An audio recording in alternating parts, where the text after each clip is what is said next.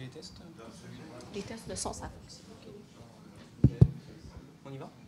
Donc on va reprendre le colloque.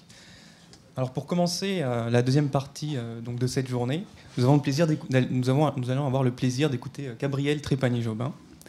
Alors Gabrielle est professeure à l'École des médias à l'Université du Québec à Montréal.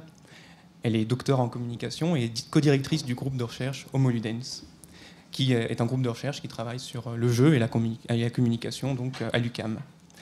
Alors ces recherches portent sur plusieurs sujets, mais principalement sur les stéréotypes de genre dans les jeux vidéo, les parodies vidéoludiques, l'équité, la diversité et l'inclusion dans l'industrie du jeu, l'immersion des joueurs et des joueuses, mais aussi la conscientisation par le jeu, que ce soit le jeu de table ou les jeux vidéo.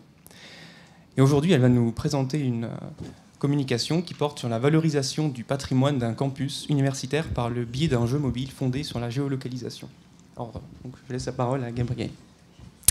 Bonjour à toutes et à tous. Est-ce que c'est trop fort? Ah.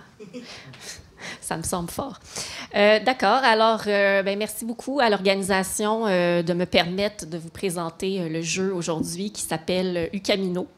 Qui est un jeu c'est un jeu mobile basé sur la géolocalisation que j'ai développé avec des étudiantes de la maîtrise en jeux vidéo et l'édification de l'Université du Québec à Montréal, et aussi avec la collaboration d'un programmeur et d'un artiste du studio de jeux sérieux montréalais Affordance, qui ont été extrêmement généreux avec nous et qui ont accepté de travailler sur le projet entre deux jeux qu'ils développaient pour une bouchée de pain, là, quelques milliers de dollars. Je ne veux pas dire le montant parce que c'est quasiment gênant.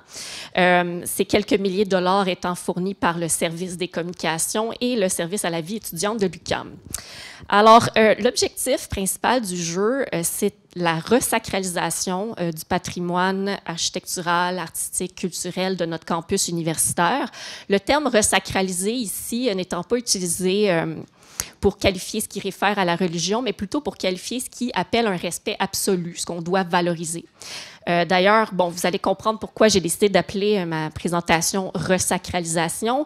Le jeu s'appelle Ukamino. C'est un jeu de mots fait avec le nom de l'université, UQAM, et Camino, qui veut dire chemin en espagnol, et qui est lié à l'idée d'un pèlerinage comme celui de Saint-Jacques-de-Compostelle, Camino de Santiago. Et le sous-titre du jeu, c'est carrément pèlerinage ludique sur le campus. Et tel qu'on l'explique dans le jeu, un peu plus loin dans le jeu, les pèlerinages ne sont pas nécessairement faits de nos jours à des fins religieuses, mais aussi des fois pour des motifs sportifs, spirituels, culturels. Mais bon, vous allez comprendre plus tard quand même pourquoi l'idée du pèlerinage et de la resacralisation. Alors, je vais vous parler un petit peu du jeu. Il peut être joué seul ou en groupe de 2-3 personnes qui partagent le même téléphone portable. Les joueurs-joueuses sont invités à marcher sur le campus de l'UQAM durant environ 1h30 en compagnie de Pierrot, un homme non-voyant et fort sympathique, et son adorable chien guide, Orao. Les joueurs-joueuses doivent se géolocaliser dans 10 lieux cultes du campus. Je vais vous montrer un petit peu de quoi ça a l'air quand on est en mode marche. Et si les joueurs-joueuses sont perdus ou n'ont pas envie de résoudre une énigme, ils peuvent toujours utiliser une boussole que leur donne Pierrot au début du jeu et qu'ils peuvent utiliser en tout temps pour surligner en bleu leur prochaine destination. Donc, évidemment, dans ce type de jeu-là, ça prend une porte de sortie parce que si le joueur bloque, il ne terminera pas le jeu parce que des fois, on joue, il fait froid, il fait chaud, on est à l'extérieur. Donc, il faut toujours leur donner la possibilité de résoudre pour eux l'énigme. Donc là, vous voyez un peu, moi, évidemment, j'ai fait la capture d'écran sur mon ordinateur, mais ça simule un peu ce dont ça a l'air quand le joueur se déplace dans l'espace et vient se géolocaliser à un endroit précis. Donc, chaque géolocalisation donne l'occasion aux joueurs et aux joueuses de découvrir ou redécouvrir les joyaux architecturaux du campus, comme une cour intérieure avec la plus grande fontaine du campus, un bâtiment en forme de bateau construit dans les années 70, une forge datant du siècle dernier convertie en salle de conférence, et le clocher de la cathédrale Saint-Jacques qui a été construite au 19e siècle et qui a été intégré au bâtiment principal de l'université. Évidemment, à Montréal, on n'a pas le même patrimoine architectural qu'ici, à Metz, mais on tient quand même à ce patrimoine. Au cours du pèlerinage, les joueurs-joueuses peuvent aussi découvrir ou redécouvrir des milieux culturels de l'université, comme le café-bar Le Ginkgo, où on retrouve où souvent les étudiantes et les professeurs se retrouvent, le centre sportif, où performe notamment l'équipe de basketball de l'université, la radio étudiante du campus, qui existe depuis 1992, et la vitrine de l'école de mode, qui met en valeur les créations des étudiantes et des professeurs de l'école. Enfin, les joueurs-joueuses peuvent découvrir ou redécouvrir des œuvres d'art qui ont été commandées par l'université au fil des ans, comme par exemple une fontaine avec 4 piliers de béton à la forme humaine, une sculpture qui représente une allée d'arbres en métal et en verre, une silhouette humaine en béton et un mystérieux sarcophage couvert de hiéroglyphes. Au cours du jeu, les joueurs-joueurs se rencontrent différents personnages fictifs qui leur fournissent des indices pour les aider à trouver leur prochaine destination et qui énoncent des faits historiques souvent cocasses sur des bâtiments et les œuvres d'art, comme par exemple le fait que la cathédrale Saint-Jacques a brûlé à 3 reprises et que le coq qui se retrouve au sommet du clocher en fait été volé, frappé par la foudre et transpercé par une balle de fusil. Donc c'est ce genre d'informations-là qu'on essaie d'amener, des informations qui ne se trouvent pas nécessairement dans les guides touristiques. Alors, parmi les personnages, on a Michael, qui est un doctorant et chargé de cours en histoire de l'art. On a Franz, qui est un joueur vedette de l'équipe de basketball de l'université. Jackie, qui est une étudiante en sciences de la Terre et de l'atmosphère. Naya, qui est une professeure de droit qui organise une conférence sur les initiatives juridiques autochtones. Sam, qui est une personne non-binaire récemment diplômée de l'école de mode. Martin, qui est un ancien étudiant en cinéma qui est devenu un cinéaste reconnu. Et ce personnage-là, en fait, il n'est pas fictif. Il existe réellement. J'ai même étudié avec lui et je lui ai demandé de prêter son visage pour le jeu. En fait, j'avais demandé à Denis Villeneuve, mais il n'a pas accepté, malheureusement. C'est vrai. Donc, les personnages demandent parfois aux joueurs-joueuses de relever des défis, comme dans le cas du centre sportif, faire 10 jumping jacks, dans le cas des œuvres d'art, trouver une signification d'un symbole. Et quand les joueurs réussissent les défis, ben, ils reçoivent des récompenses sous forme d'objets. Ça peut être un collier, un miroir, une carte dans ce cas-ci. Et tout ça va leur servir évidemment plus tard. Et un de ces objets-là, c'est une longue vue qui est dotée d'un dispositif magique qui permet de voir le passé et l'avenir. Donc, là, on rentre un petit peu dans la fiction surnaturelle, mais c'est ça qui est intéressant. Donc, avec cette longue vue, il est possible de voir qu'un lieu de conférence sur le campus était jadis, au 20e siècle, une forge dans laquelle on travaillait le métal. Et ce que vous voyez à l'écran, en fait, c'est une photo d'archives de la forge qui a été prise sur le site web de la Bibliothèque et Archives nationales du Québec, libre de droit et accessible. Ensuite, pour continuer avec la description du jeu, ben, les objets que le joueur peut accumuler dans son sac à dos sont tous utiles à la fin du jeu pour réparer l'appareil photo de Martin, le cinéaste. Et lors de la réparation de la caméra, le joueur remplace l'objectif cassé de l'appareil photo de Martin par l'objectif magique de la longue vue. Et l'appareil photo réparé permet de voyager dans le temps en faisant défiler des images d'archives du clocher de la cathédrale Saint-Jacques prises dans le même angle à différents moments de l'histoire. Ils proviennent toujours du site web de la BANQ. Et on a superposé sur ces images un petit levier pour donner l'impression que le joueur voyageait dans le temps. Puis on a aussi superposé la date à laquelle la photo a été prise. Comme récompense finale, les joueurs-joueuses ont la possibilité de prendre un autoportrait avec Pierrot et son chien guide qui peut être conservé dans la bibliothèque de leur appareil mobile. Et puisque les chapeaux de cérémonie de diplôme se superposent sur leur tête, ben Pierrot et on l'espère, les joueurs comprendront que la caméra réparée permet aussi de voir dans le futur et qu'on vienne de se revoir à la cérémonie de remise des diplômes. En fait, j'ai oublié de le mentionner un peu à qui s'adressait le jeu. Juste revenir un petit peu en arrière. En fait, le jeu a été prévu surtout pour les étudiants, étudiantes, les aspirants étudiants, étudiantes qui viennent par exemple aux portes ouvertes ou les nouveaux étudiants, étudiantes qui sont dans les activités d'accueil ou d'initiation. Par contre, on s'attend aussi à ce que des gens qui sont familiers avec le campus jouent au jeu. Donc, voilà. Je vais juste continuer. C'est un peu pour ça que je disais, dans le fond, un peu plus tôt, que l'idée était de sacraliser, valoriser, ou de découvrir ou de redécouvrir les œuvres d'art, parce que, dans le fond, soit que les joueurs ne les connaîtront pas, ou soit qu'ils vont, un peu comme moi, comme c'était mon cas avant que je commence à travailler sur ce projet-là, les avoir côtoyés pendant des années sans vraiment les apercevoir, sans vraiment s'en être soucié. Moi, par exemple, bon, ça fait 15 ans que je travaille sur ce campus-là, que je passe régulièrement devant ces œuvres-là sans les avoir remarquées.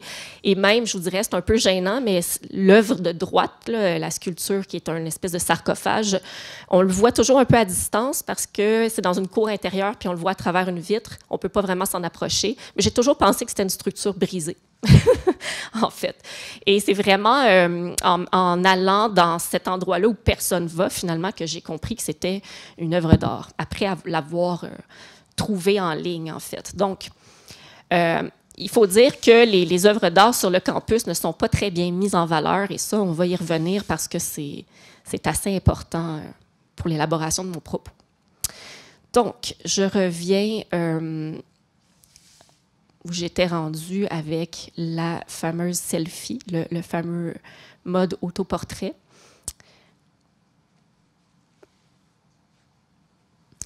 Donc, pour intéresser les joueuses au patrimoine du campus, il nous semblait insuffisant de leur demander de se géolocaliser devant des bâtiments ou des œuvres d'art pour qu'ils puissent lire des faits historiques à leur sujet ou faire défiler des photos d'archives.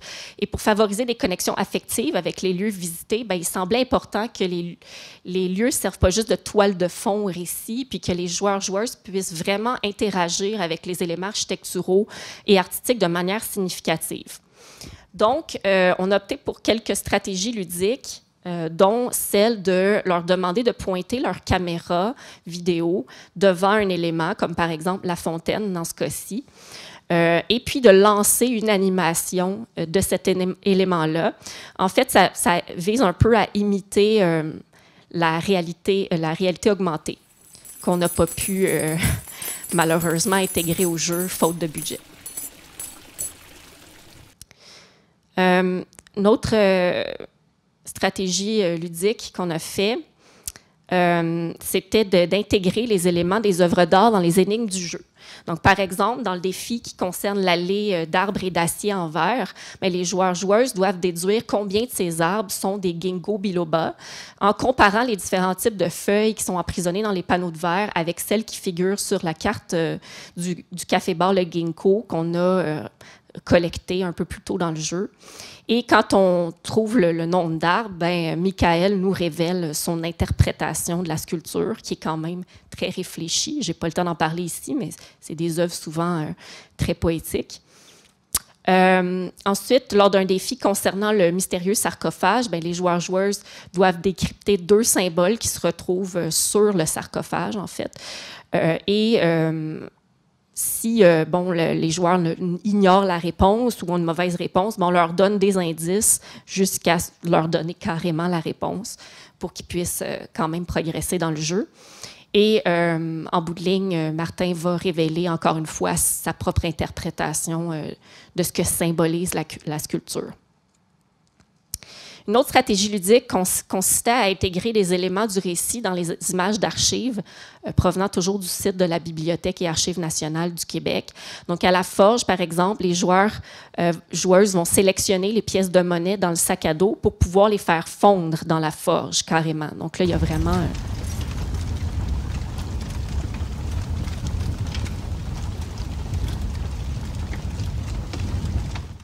Donc, il y a vraiment amalgame de l'histoire, du récit qui rentre dans la photo d'archives. Et on peut collecter les boulons puis les mettre dans notre sac à dos.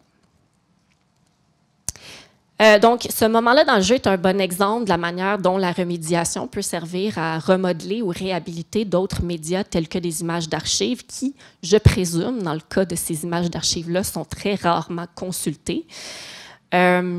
Comme l'expliquent Bolter et Grusin, les remédiations peuvent impliquer différents degrés de fidélité par rapport à leurs matériaux médiatiques d'origine. Dans le cas de la transparence, Le média d'origine, par exemple une photo analogique, est représenté sous une autre forme, par exemple une photo numérique, donc dans le cas d'une photo qui est analogique qui est numérisée. Il n'y a pas de commentaires, il n'y a pas de critique, il n'y a pas d'ironie. La remédiation sert surtout à favoriser l'accès aux médias d'origine et cherche à s'effacer pour que l'expérience avec le média d'origine soit la plus authentique possible. Le site web de la BANQ, qui rassemble ces photos d'archives-là, est un exemple de remédiation de type transparence.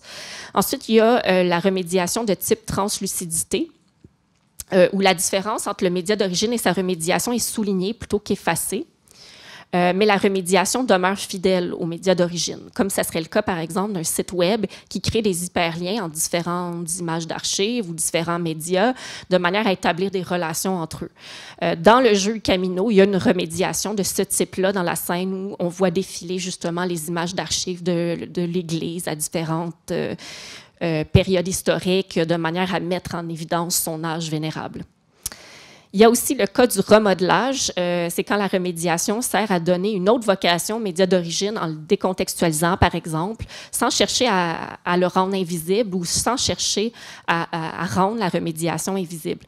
C'est le cas des collages, des photomontages, et c'est aussi le cas de cette dernière scène que vous avez vue des sous qui sont fondus dans la forge.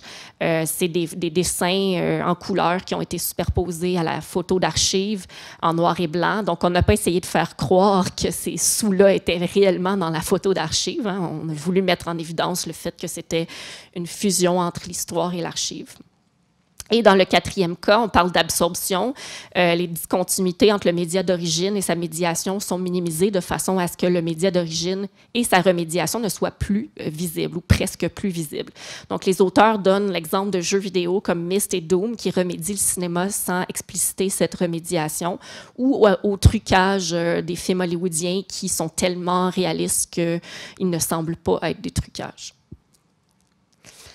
Par ailleurs, dans le Camino, la resacralisation des bâtiments et des œuvres d'art, de même que la remédiation des images d'archives, ne s'effectue pas seulement par l'entremise de l'interactivité, mais aussi de la narrativité. Un aspect qui est, à mon avis, souvent négligé dans ce genre de projet-là, du moins si je me fie à un bouquin que j'ai lu sur les expositions muséales ludifiées.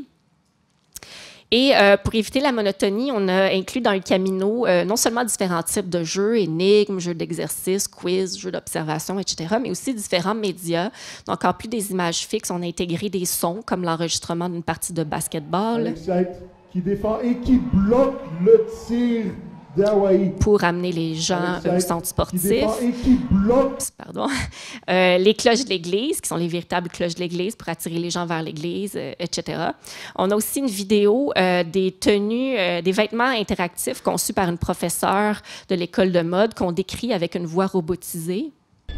Ce vêtement en fil de nylon s'agite en présence de personnes dont les empreintes digitales ne sont pas reconnues. Bon, je n'ai pas le temps de vous le montrer au complet, mais c'est fort intéressant. Ensuite, on a incorporé un podcast qui a été réalisé par la radio étudiante du campus, spécialement pour le jeu et qui s'adresse directement aux joueurs-joueuses. Et oui, nous sommes de retour après ce bref intermède musical et vous êtes toujours à l'écoute de Choc.ca, la radio étudiante de l'UQAM qui a célébré son 20... Et oui, nous... Voilà. Alors, le jeu est un bon exemple de ce que Levmanovitch appelle un média hybride, soit collage-like aesthetic that foregrounds the juxtaposition of different medias and different media techniques. Si l'auteur utilise surtout cette expression pour décrire les films et les vidéoclips qui mélangent images professionnelles et amateurs, images captées sur le vif et images de synthèse, je pense que ça convient particulièrement bien à un jeu comme Camino. Et donc, le jeu s'inscrit dans ce que Manovitch appelle la culture du remix. Une culture de fusion, de collage, de mash-up. Peut-être qu'on pourrait parler de remix archivistique hein, pour suivre l'invention d'expressions liées à l'archive dans le cadre de ce colloque. Après avoir choisi les lieux, créé des puzzles, des énigmes et avoir essayé de maximiser l'interaction avec les joueurs-joueuses, il fallait trouver un scénario qui allait relier toutes les énigmes entre elles. Et c'est là que l'idée d'un pèlerinage est venue, un pèlerinage dans le temps et l'espace est venu à notre esprit. En fait, l'idée du pèlerinage était d'autant plus intéressante que le but principal du jeu, c'était vraiment de resacraliser des bâtiments et des œuvres d'art du campus, notamment le fameux clocher de la cathédrale Saint-Jacques, qui d'ailleurs est la destination finale du jeu, un peu comme la cathédrale Saint-Jacques est la destination finale du pèlerinage Saint-Jacques de Compostelle. Ce qu'il faut dire, bon, peut-être que vous le savez déjà, mais la société québécoise est passée par un strict processus de sécularisation et de laïcisation dans les années 60. Et les églises sont, à toute fin pratique, désertées au Québec. Et souvent, ben, leur caractère sacré en tant qu'héritage culturel tend à être oublié. Cela dit, le clocher de l'église a été restauré il y a 2 ans, puis il est quand même mis en valeur par des éclairages assez sophistiqués, mais sa cour intérieure demeure à l'abandon. Il y a des détritus qui jonchent le sol, justement à l'endroit où se trouve le sarcophage. Et puis, la dernière fois que je suis allée voir le sarcophage, bien, il était recouvert d'excréments d'oiseaux et de morceaux de vitres de bouteilles de bière. Et toutes les autres œuvres, en fait, du campus sont négligées. C'est le cas de la fontaine à 4 piliers qui ne coule plus depuis un bon moment et autour duquel s'entassent aussi des déchets. C'est le cas de la fontaine de la cour Hubert-Aquin aussi, qui ne coule plus. Et à côté de cette fontaine, il y a une des 2 statues, une des 2 silhouettes en béton qui est en morceaux depuis des mois. Et quant à la sculpture qui représente une allée d'arbres et faite en verre et en métal, mais ces panneaux de verre sont fendus, sont gribouillés de graffitis. Les feuilles de métal à l'intérieur des panneaux sont décollées. Donc, les œuvres d'art sont vraiment dans un état pitoyable. Et ça rappelle que, dans le fond, l'histoire est, par définition, la connaissance de ce qui est jugé digne de mémoire, hein. D'ailleurs, bon, je fais une petite parenthèse, mais les historiens, comme disait Lou Wood, ont tendance à choisir certains événements au détriment d'autres, à donner de l'importance à certains événements au détriment d'autres. Et les historiens du jeu vidéo n'échappent pas à ce phénomène-là. Ils ont tendance à focaliser, comme le disait Alexis dans sa présentation, sur les jeux qui ont obtenu un succès commercial ou les jeux qui ont innové sur le plan technologique, entre autres en raison de l'importance qu'on accorde à ces 2 aspects dans notre société néolibérale. Et ça a pour effet de garder dans l'ombre une panoplie de jeux indépendants et expérimentaux qui innovent sur le plan du design ou des thèmes abordés comme The Orion Conspiracy, comme dirait Donovan, qui est un des premiers jeux à aborder le sexisme, le racisme et l'homosexualité de front. Et pendant longtemps, il y a aussi les jeux pour filles, comme ceux de Mattel et Purple Moon, qui ont pas eu beaucoup de visibilité. Donc, tout ça pour dire que l'histoire est un peu, comme dirait Foucault, un système d'exclusion et que le savoir et le pouvoir sont intrinsèquement reliés. Et donc, si l'histoire des bâtiments et des œuvres d'art de l'UQAM n'est pas connue des étudiants, étudiantes et du personnel, ben c'est probablement, ça ne me fait pas plaisir de le dire, mais parce qu'ils ne sont pas jugés assez dignes d'intérêt pour être mis en valeur par les autorités uqamiennes. Clairement, la préservation des œuvres d'art sur le campus semble exclue des priorités de l'UQAM. Et ce n'est pas très étonnant dans un contexte où les établissements scolaires sont sous-financés au Québec et où la moitié des infrastructures académiques sont vétustes. Je pense que vous avez peut-être un problème similaire en France. Alors, face au fait que l'histoire se dessine comme un système d'exclusion, mais la généalogie foucadienne a pour objectif de dévoiler le système d'exclusion qui résulte de cette interaction entre pouvoir et savoir.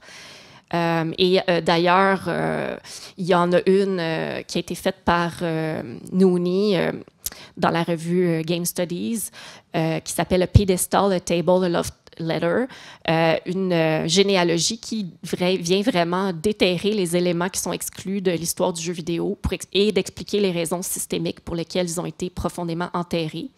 Et donc, elle va nous parler du fait que les études du jeu sont all about the boys, sont une conséquence d'un certain mode d'écriture, etc. J'achève, ne vous inquiétez pas.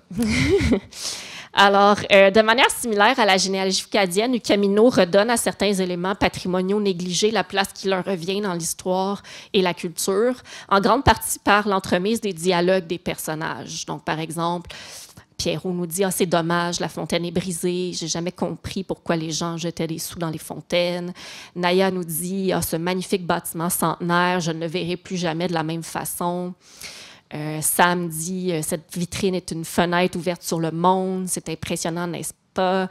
La capsule de choc, le balado, va faire un lien entre l'église Saint-Jacques-de-Compostelle et le clocher de l'église de l'UQAM.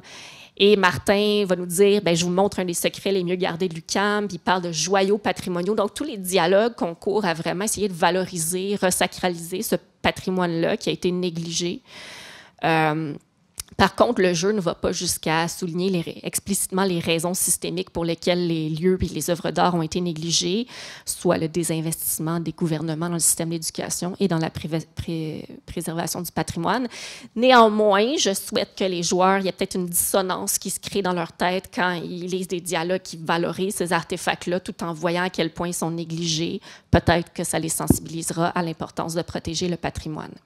Et je terminerai ma présentation par une comparaison très rapide du Camino avec un projet similaire de grande envergure qui s'appelle World City Trail, une application mobile qui propose une chasse au trésor auto-guidée dans différentes villes du monde, qui ne fonctionne toutefois pas avec la géolocalisation. Et j'ai eu l'occasion d'y jouer quand j'étais à La Valette, à Malte, la semaine passée.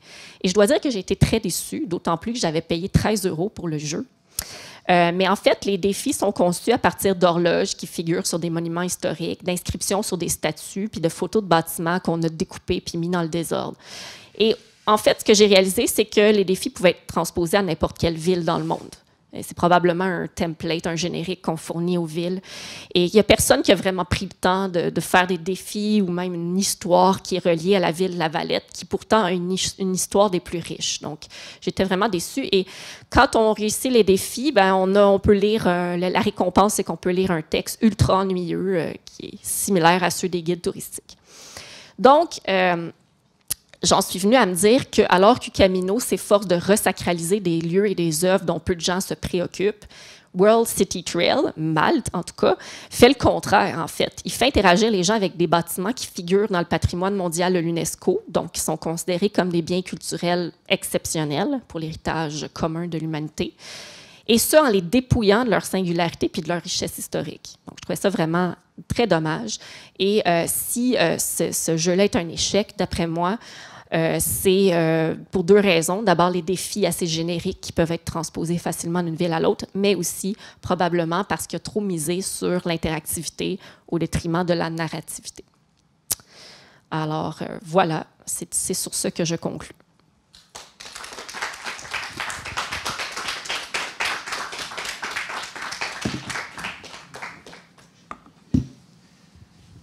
Alors merci beaucoup pour cette présentation qui a bien montré, je crois, l'originalité justement en conclusion du jeu du Camino avec cette insistance pas seulement justement sur l'interactivité du jeu vidéo. Si vous avez peut-être essayé d'autres jeux, moi j'ai pu en essayer un à Montréal qui était un autre jeu. J'ai essayé le tien aussi, mais du coup j'en ai essayé un autre. Et justement, il n'y avait pas ce côté interactif et ça, j'ai trouvé que par rapport justement à ton jeu, ça venait un petit peu rendre l'expérience un peu plus générique et un peu moins engageante pour le joueur. Donc, je trouve que là, tu as eu l'occasion d'y jouer à Camino aussi. Oui, c'est ça. Oui, à Camino. Ben, du coup, j'ai pu comparer les deux. C'est génial. Effectivement, il y avait le côté vraiment de l'inscription du jeu dans une narration. Il a vraiment apporté quelque chose d'original et de plus engageant pour les joueurs plutôt qu'un jeu qui vient juste nous présenter un patrimoine de manière un petit peu impersonnelle. D'autant plus, si je peux me permettre de t'interrompre, que je ne l'ai pas mentionné dans ma présentation parce que j'ai coupé toutes sortes de choses parce que je faisais 40 minutes. Mais il y a une des choses que j'ai réalisées en playtest, c'est que, étant donné que les gens sont à l'extérieur, ils sont dérangés par le bruit de la ville, les gens qui passent, les voitures qui passent. Donc, ils sont très vite déconcentrés et on ne peut vraiment pas leur donner des défis difficiles à relever, en fait. T'sais, moi, j'avais l'impression que le jeu était trop facile. Puis quand on est allé en playtest, les gens bloquaient sur des défis assez faciles. Donc, tout ça pour dire que le jeu ne serait pas intéressant sur le plan ludique s'il n'y avait pas la narration, parce que ça reste des défis un peu bébêtes du genre...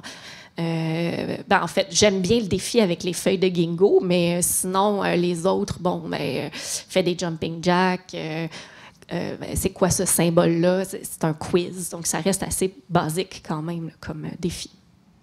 Oui, tout à fait. Tout à fait, mais du coup, c'est aussi l'intérêt, c'est aussi de découvrir, justement, de révéler un petit peu le campus de l'UQAM avec le jeu.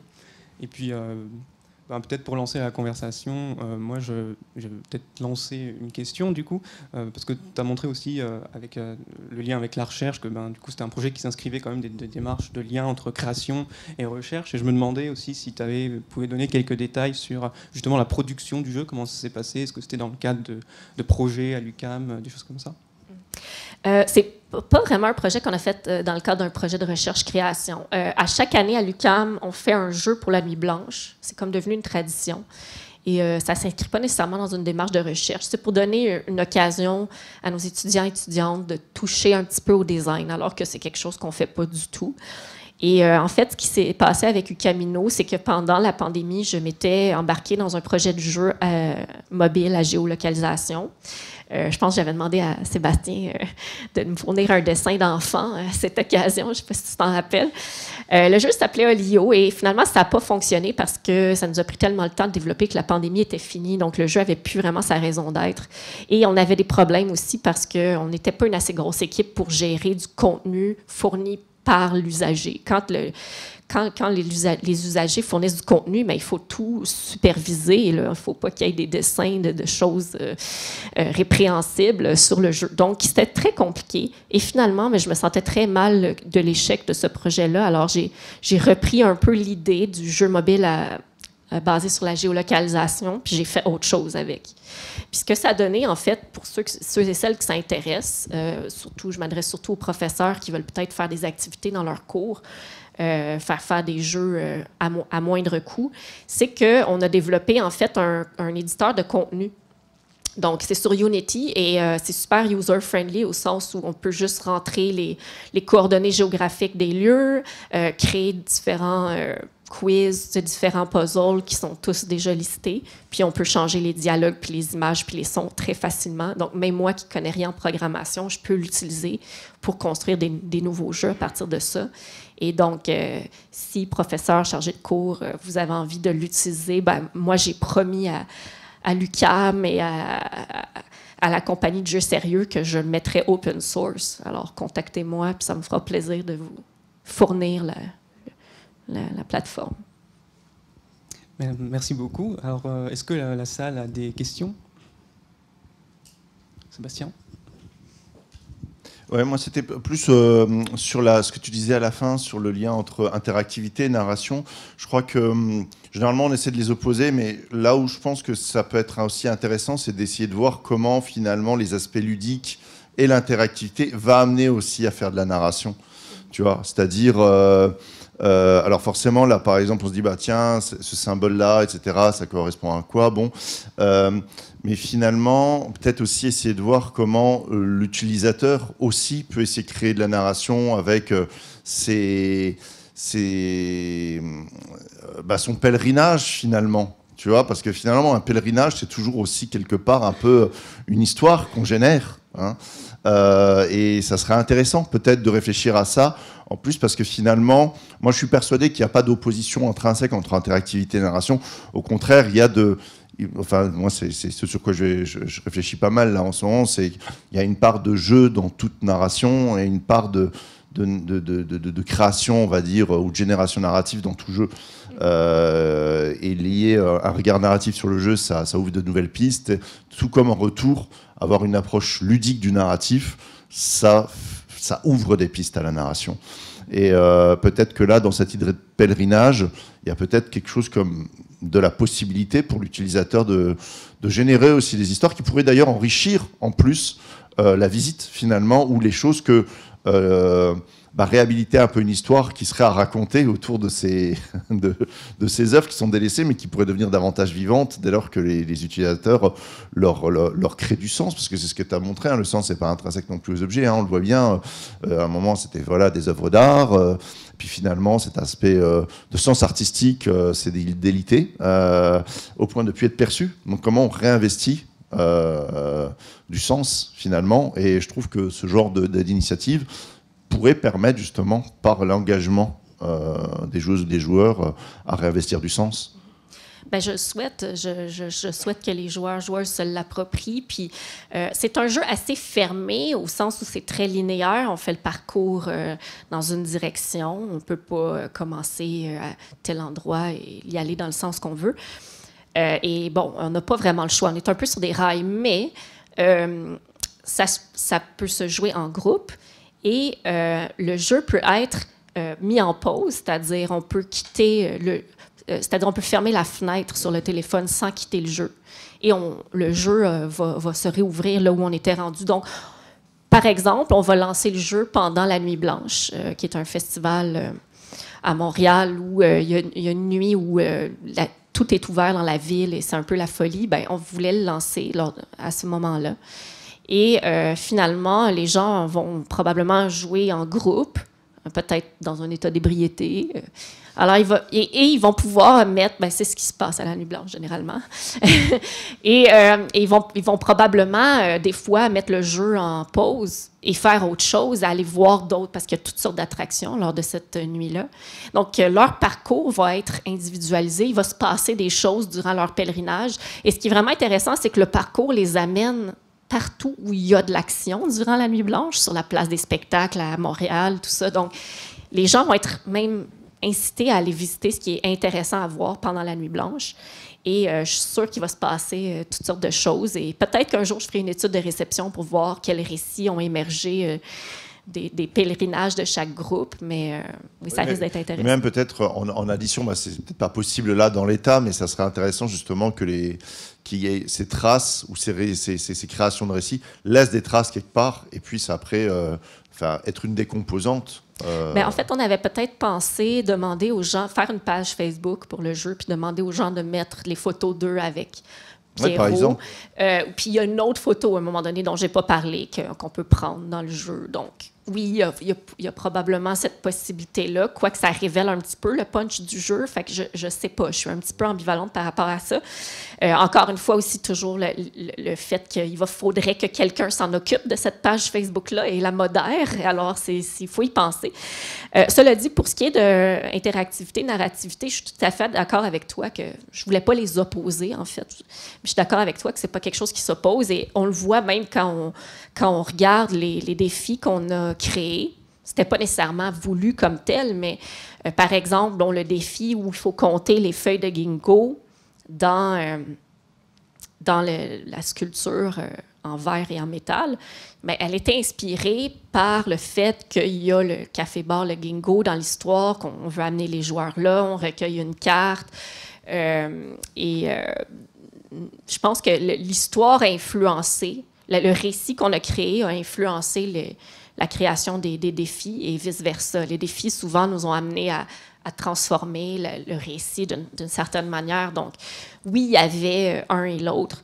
Là où je trouvais qu'il n'y en avait pas, c'était dans le jeu World City Trail. Je ne veux pas refaire ce qu'eux auraient dû faire, mais il y a plein de personnages historiques qui auraient été super intéressants à mettre en scène. La Valette lui-même, là, qui est le fondateur de la ville. Donc, c'était un peu, j'ai pas le bon terme en français, mais dry. Là, c'est comme des puzzles, puis après du texte. Je trouvais ça un peu ennuyeux. Fait que c'était dans ce sens-là que je voulais inciter sur l'importance de la narrativité, parce qu'en tout cas, c'est une des choses qui semble manquer dans l'optique ou dans un jeu comme ça. C'est plate à dire, mais les défis ne pourront jamais être très, très complexes. Parce que tu vas perdre le 3/4 de tes joueurs, si ce n'est pas 90% des joueurs. Donc, ils font des défis assez simples et puis ça s'arrête là.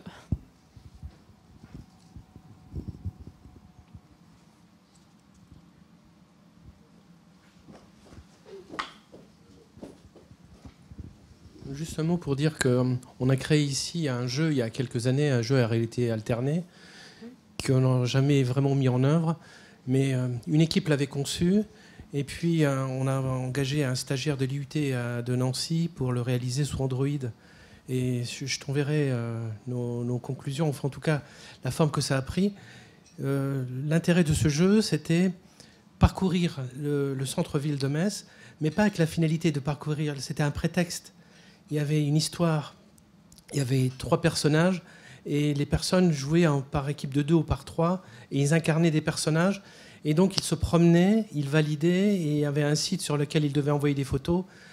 Il fallait se géolocaliser, et donc on voyait une photo de tel endroit, on savait à quel endroit on était, à peu près, de manière à valider l'endroit. Et puis sur place, on avait prévu de mettre un certain nombre d'informations patrimoniales et touristiques, quoi, finalement. Ça, c'est compliqué. Quand on se met à mettre des choses dans l'espace public, oui, c'est jamais... Et finalement, on a tout été prêt, et puis on n'a pas eu le feu vert de la mairie qui ne nous a pas mis dans la shortlist des projets qui étaient retenus. Ce qui fait qu'avec mon collègue Stéphane Gorilla de Nancy, on n'a pas mis en œuvre, mais si ça t'intéresse, je pourrais t'envoyer les documents. Oui, ça serait bien de voir, ne serait-ce qu'est-ce que vous avez fait avec la réalité augmentée, parce que nous, on a essayé de la simuler, si on veut, un peu l'expérience, en disant, bon, vous ouvrez votre caméra téléphone, on leur demande d'éclairer quelque chose. En fait, on souhaitait que la caméra, que la lampe de poche du téléphone ouvre, et c'est quelque chose qu'on n'a jamais réussi à programmer. Fait que si quelqu'un a une solution pour ça, moi, je suis vraiment preneuse.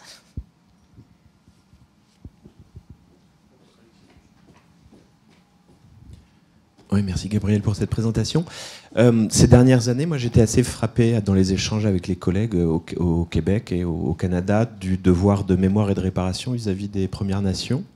Est-ce que c'est quelque chose qui est intégré au jeu, puisqu'il y a quand même question de patrimoine, de l'espace, de ce qui s'y est passé? Est-ce que la question s'est posée au moment de la conception? J'ai une toute petite référence à ça dans le personnage de Naya.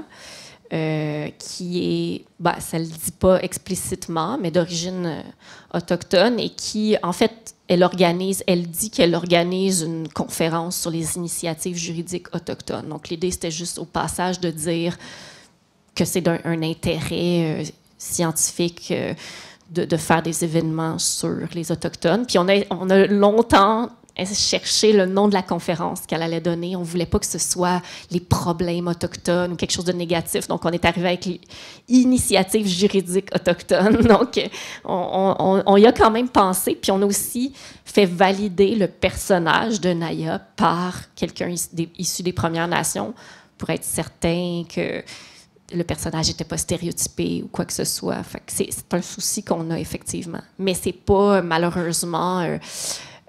explicite. En fait, l'UQAM, certains diront, est situé en territoire non cédé autochtone. Donc, mais bon, il ne faut pas oublier quand même que le jeu est payé par l'UQAM. Donc, ça serait été peut-être un peu mal vu de dire des choses comme ça. Mais cela dit, je tenais quand même à faire un petit clin d'œil à ce phénomène-là. Ouais.